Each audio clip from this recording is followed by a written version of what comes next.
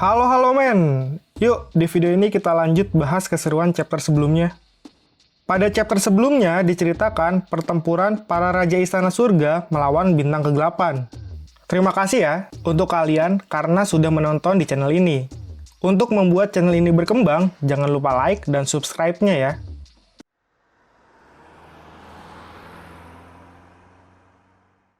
Oke kawan, kita mulai perjalanan imajinasi cerita ini. Aktifkan imajinasi kalian ya. Pada chapter ini diperlihatkan masa lalu Dewa Erlang dan sang Star mantan Jenderal Dewa itu. Dikisahkan Star itu gagal dan kalah dalam pertempuran terakhirnya. Dan Erlang menemuinya untuk bicara padanya. Sebelum dia tewas, Star itu bercerita ke Erlang kalau dia sebenarnya sangat ingin melampauinya dan membuktikan kehebatannya ke Disitian. Sayangnya dia gagal dan malah tewas.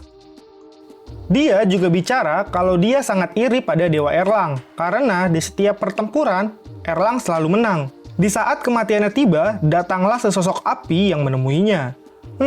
Sama seperti yang menghampiri Suzaku dulu. Dia menanyakan apakah dia tidak ingin kejayaannya lagi dalam hatinya setelah meninggal dunia. Dan dia mengajak ya untuk bergabung. Setelah kejadian itu, Jenderal Surga itu pun tersesat dan bergabung menjadi Bintang Kegelapan. Scene pun kembali dibawa ke masa pertempuran saat ini, di mana Star itu langsung menghajar Dewa Erlang dan mengatakan melampauinya adalah satu-satunya alasan dia menjadi bintang tercemar. Erlang pun menangkis serangannya dan mengingat nama Star itu. Namanya adalah Yuanzong, kawan lamanya dulu.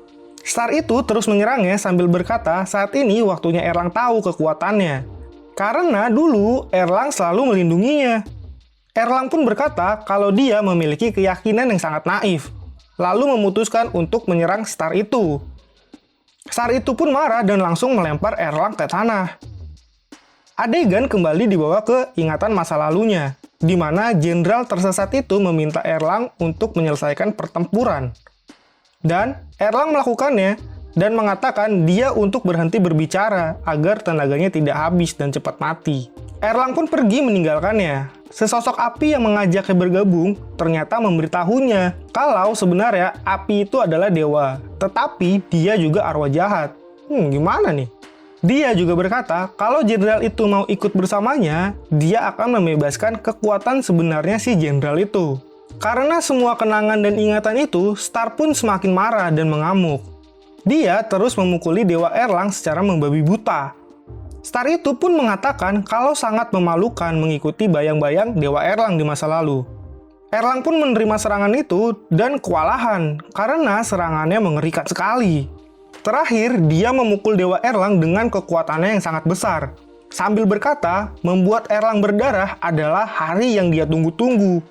Dan pukulan itu membuat Erlang terpental sangat jauh sampai menghancurkan menara istana. Erlang pun bangkit dan mengatakan kata-kata bijak. Dia berkata, kalau bertempur bersama di medan peperangan adalah masa penuh kejayaannya. Dan itu sangat membanggakan baginya. Dia tidak menganggap pertempuran itu hal yang memalukan.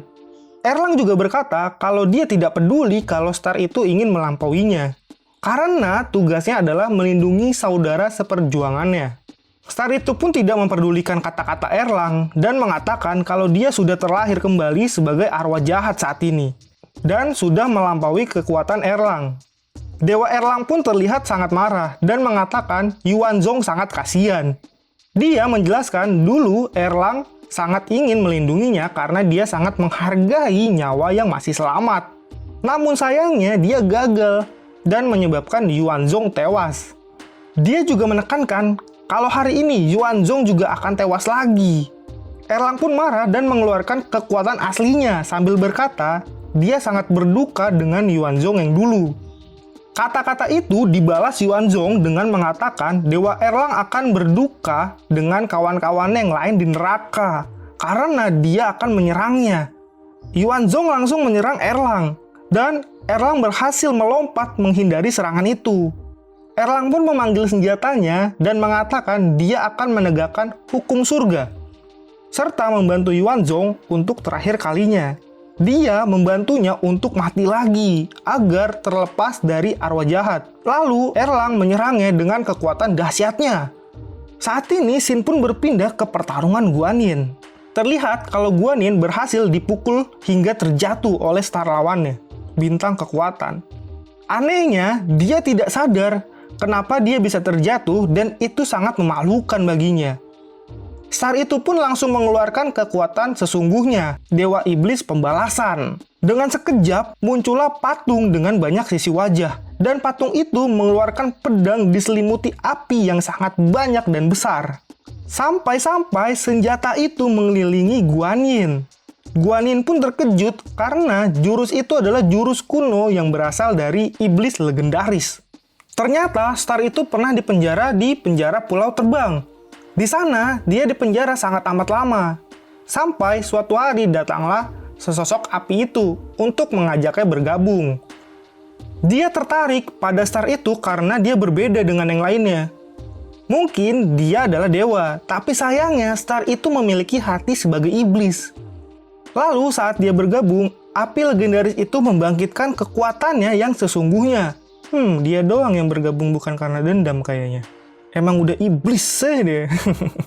Lalu Star itu mengeluarkan pedang-pedang api iblis itu untuk menyerang Guan Yin. Api itu bisa memadat dan mengejar lawannya sampai mati. Dia berkata, bahkan Guan Yin pun bukan tandingannya. Menarik nih, coba kita lihat nanti ya hasilnya gimana. Api itu pun sangat besar dan semakin besar, sampai Guan Yin pun terkepung dibuatnya. Guan Yin hanya terlihat menghindari api itu saja. Shin pun dibawa ke istana Sun King, makam kuno itu. Aduh, lagi seru padahal bertarungnya ini. Di makam itu terlihat para prajurit yang dibawa di sitian sedang membuka peti mati itu secara perlahan. Dan Raja Istana Selatan pun tertawa kecil, karena pasukan kegelapan pun gelisah saat ini. Lalu tiba-tiba terlihat asap yang keluar diikuti dengan perlahan-lahan ada tangan yang keluar dari peti mati itu. Di sitian langsung menyambutnya dengan berkata, "Selamat datang wahai pencipta surga." Dia berkata kalau sang pencipta surga akan menuntunnya ke jalan yang benar. Karena saat ini pertempuran cahaya dan kegelapan sudah mencapai titik puncaknya. Bagaimanakah sosok pencipta itu? Saksikan di video selanjutnya ya, karena chapter ini berakhir. Oke, jangan lupa like dan subscribe channel ini ya. Terima kasih dan sampai jumpa.